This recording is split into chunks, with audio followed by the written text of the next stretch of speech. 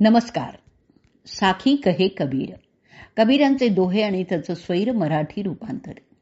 आजचा आपला भाग चाललाय 371वा, प्रकरण चाललंय 61वं, समरथायिका अंग. दोहे आज आपण घेणार आहोत 29 ते 32. प्रथम आपण 29वा दोहा ऐकूयात.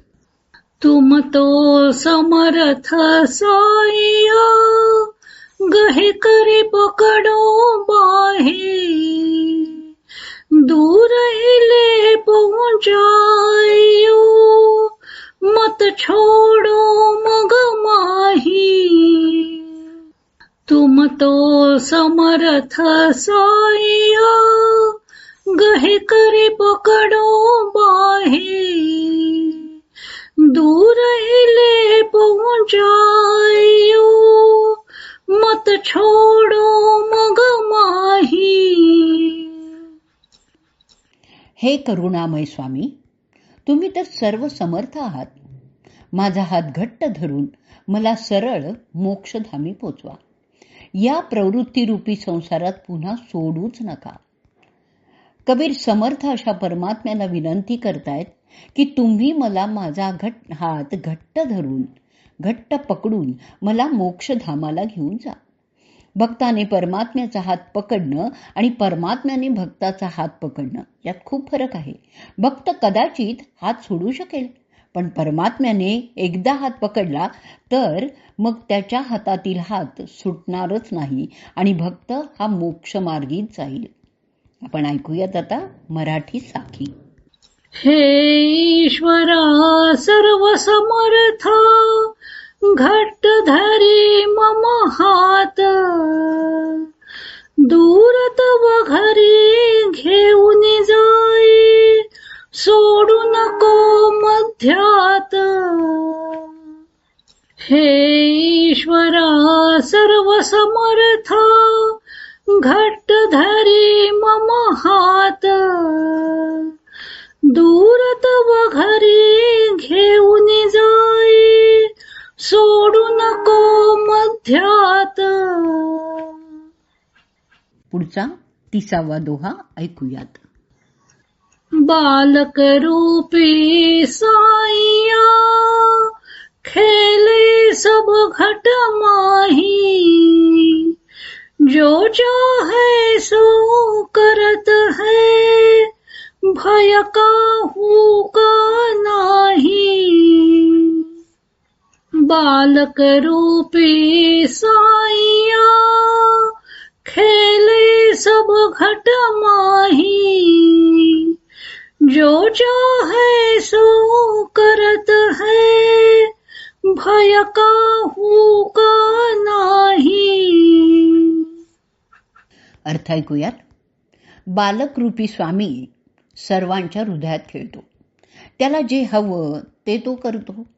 त्याला कुणाचंही भय वाटत नाही. कबीर परमात्म्याला बालक रूपी स्वामी म्हणतात. यावरून त्यांनी कृष्ण रूपाकडे संकेत केलेला दिसतोय. बाळकृष्ण जसा गोकुळात सर्वांच्या घरी खेळत होता, त्यांच्याकडे हट्टाने दही दूध मागूनही घेत होता, तसंच हा बालकनाथ सर्वांच्या हृदयात नांदत आहे. एकट्याने कर्मेना म्हणून सृष्टी रचून त्यात खेळत आहे. कबीर म्हणतात याला कोणाची भीतीच नाहीये. भीती दुसऱ्यापासून वाटते. स्वामींच्या लेखी अनेक पण पत्करूनही दुजे पण नाहीच आहे. मग कोणाचं भय असणार आहे? तर आपण आता ऐकूयात मराठी साखी. बालक रूपी स्वामी खेळे सर्वांच्या हृदयात, जे जे इच्छिते तो करतो, भय नाही त्या मनात.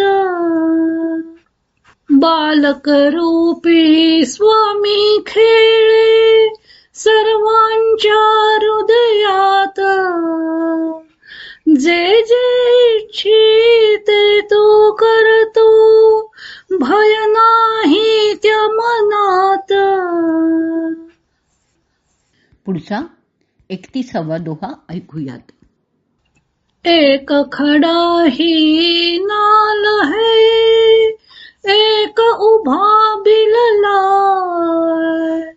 समर्थ मेरा साईया सूता देय जगाय एक खडा ही नाल है एक उभा बिललाय समर्थ मेरा साईया सूता देय जगाय. अर्थ ऐकूयात. एकाला उभा राहण्यासाठी आधार मिळत नाही. तो पडलेला आहे तर दुसरा उभा राहून विलाप करत आहे. पण माझा स्वामी इतका समर्थ आहे की तो झोपलेल्यालाही जाग करतो आणि उठवून उभाही करतो. एखादा जीव इतका असहाय्य आहे की त्याला उभं राहायला काठीचाही आधार मिळत नाही. पूर्णपणे तो कोलमडलेला आहे. एखादा उभा आहे, मग वरवर पाहता सर्व काही ठीक आहे. धन आहे, सत्य आहे, विद्या आहे, यांच्या बळावर तो उभा आहे. पण तरीही तो दुःखात आहे, कारण त्याच्या मनात रामरस नाहीये. असं सांगून कबीरांनी पुढे समर्थ अशा स्वामींची व्याख्या केली आहे. जो झोपलेल्याला जागा करतो, म्हणजेच जो अज्ञान निद्रेत घोरत पडलेला आहे, मायेत गुरफटलेला आहे, अहंकाराने भारलेला आहे, त्यालाही जाग करतो, उठवून उभा करतो, त्याच्या मनात भगवंतांबद्दल प्रेम निर्माण करतो. त्यामुळे अज्ञानी मनुष्य सुद्धा ज्ञानी होऊ शकतो.